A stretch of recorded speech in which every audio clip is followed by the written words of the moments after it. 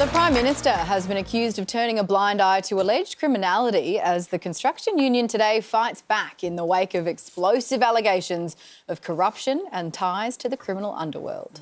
Dirty dealings. Don't f***ing lie. And you little f***ing jerk, you think I won't f*** you up too?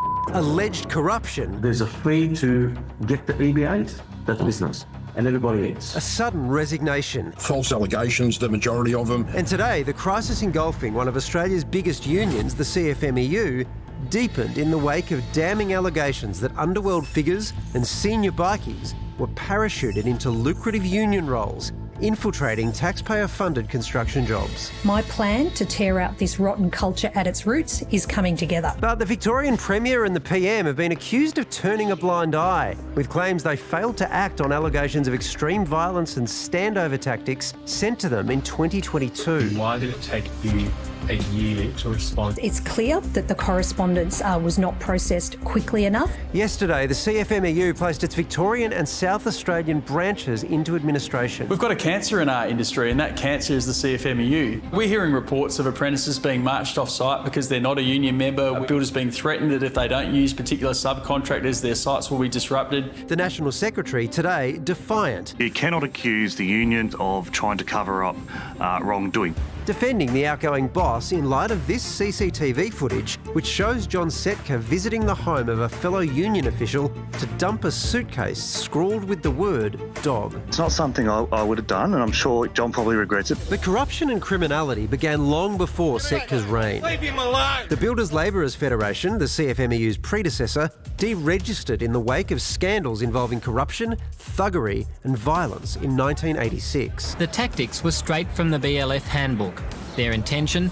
To stop a convoy of mixers from unloading wet concrete.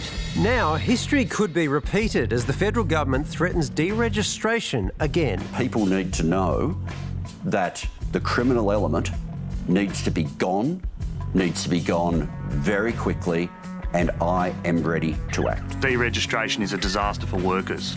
Workers in a dangerous, precarious industry like construction overnight would have their representation stripped away and be at the mercy of unscrupulous employers, bad safety.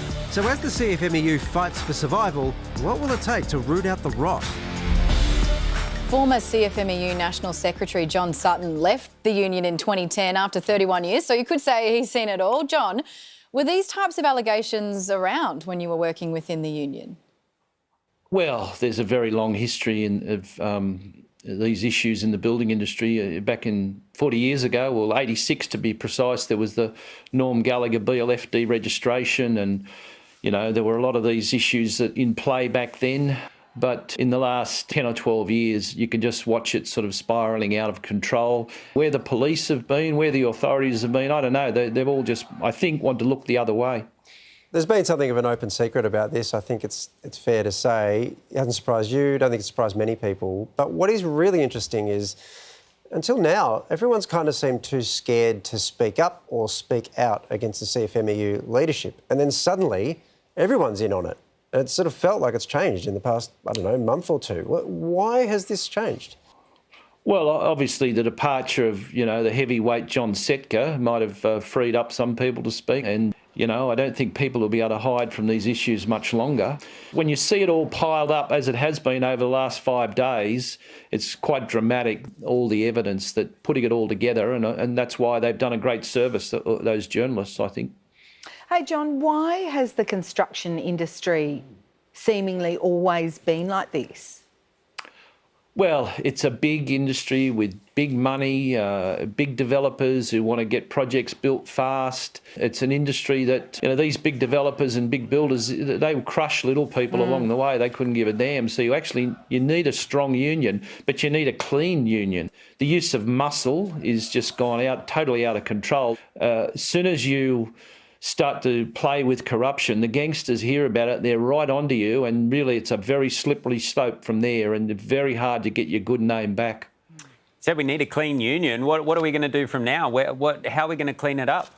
Well, it's going to be a big task, there's no doubt about that. You know, some people bandy deregistration. Well, it's not 1986. Circumstances are very different. I don't think that's a magic bullet.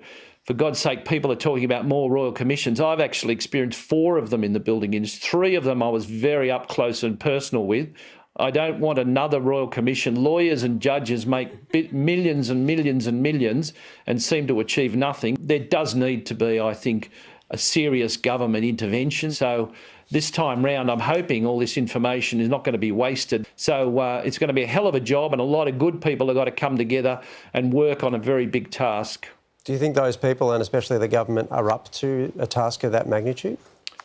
Well, I don't know, but what choice have they got? If they just say it's all too hard and brush it under the carpet again, I mean, you know, it'll just be, you know, an underworld picnic. I mean, and there's too much money. There's vast public projects. You know, a lot of these dubious characters are getting in for a feed now.